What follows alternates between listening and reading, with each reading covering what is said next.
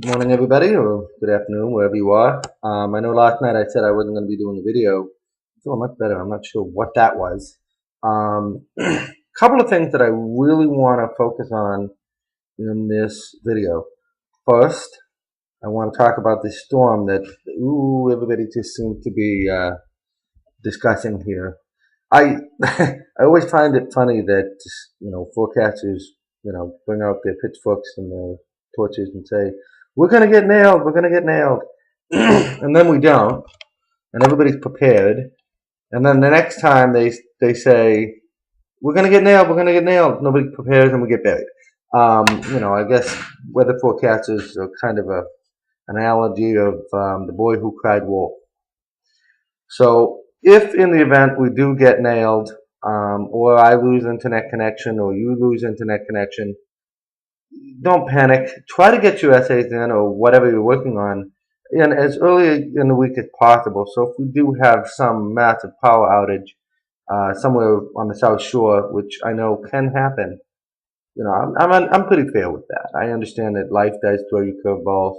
I recall one time in college I was having a hard time connecting to the internet to send my instructor my essay. It kept coming back as undeliverable. I sent it to him 12 times, and finally he called up and said, "Enough! Just plan ahead and get whatever work you can in before the storm hits." Okay, and we'll work on that. The second thing I want to talk about here are in-text citations, and what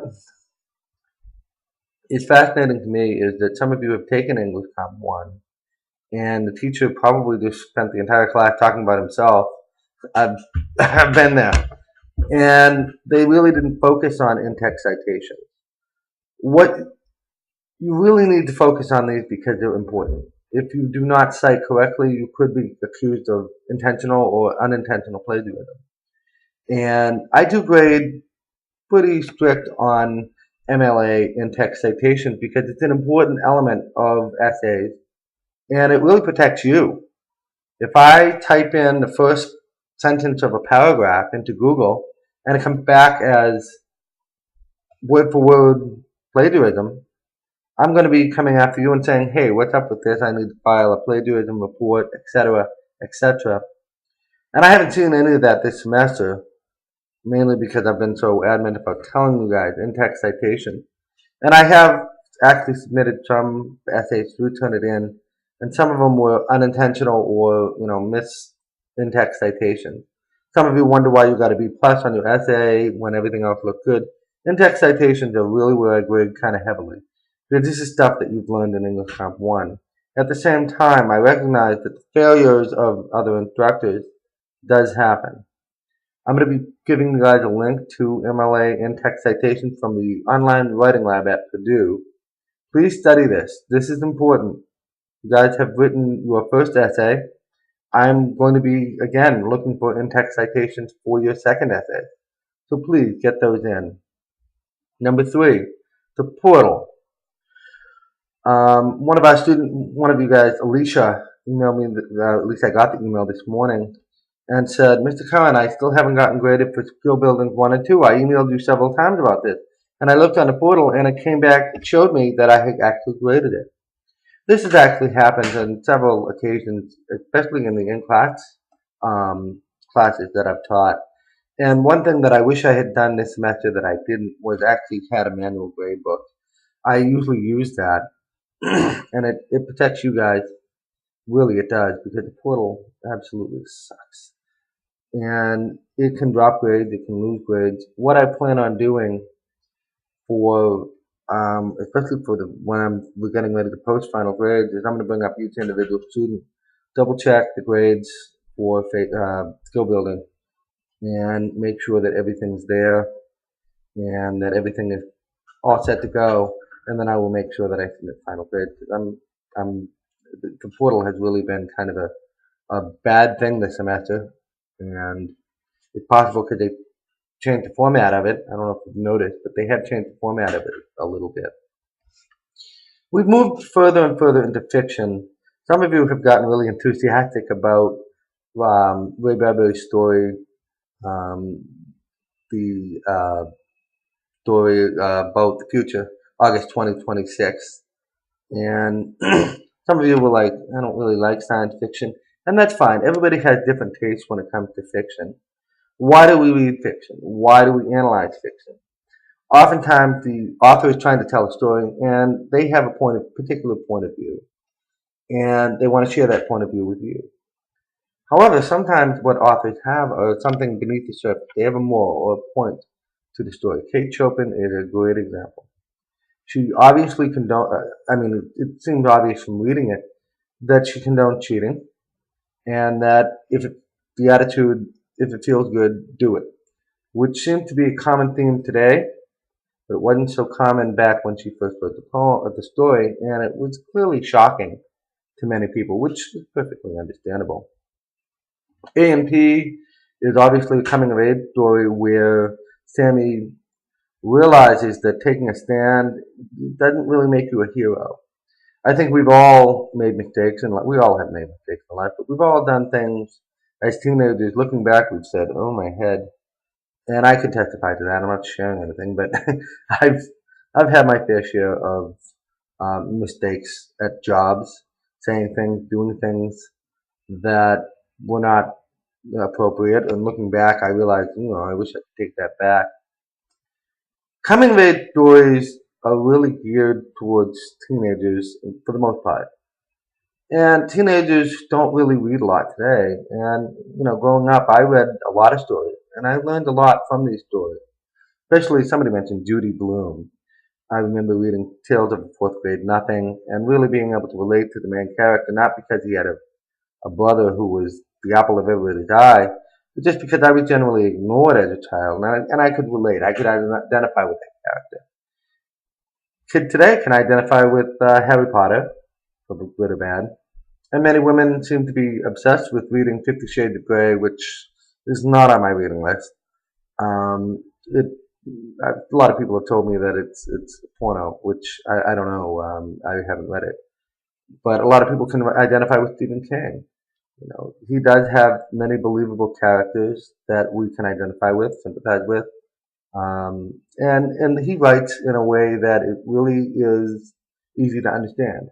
Are there moral points to his story? Maybe, maybe not. It's hard to tell sometimes. It used to be stories like written by Hemingway, F. Scott Fitzgerald, Raymond Carver. Those types of stories definitely had a moral point to them, or a point that the author was trying to convey. And we don't see a lot of that today, mainly because either A, we don't have the attention span, or B, because we really don't look for points anymore. We really don't analyze stories like we used to. And one of the stories that I wanted you guys to take a look at that I decided not to because it is a cyberpunk science fiction story was Johnny Mnemonic. And it's actually a computer, age story about the consequences of having the cure for it was a futuristic disease that was a little bit like AIDS, where this man was carrying around with him in his brain, a computer, the cure for this. And he was being paid to transport it from one place to the other and make sure that nobody else got it. And it was interesting.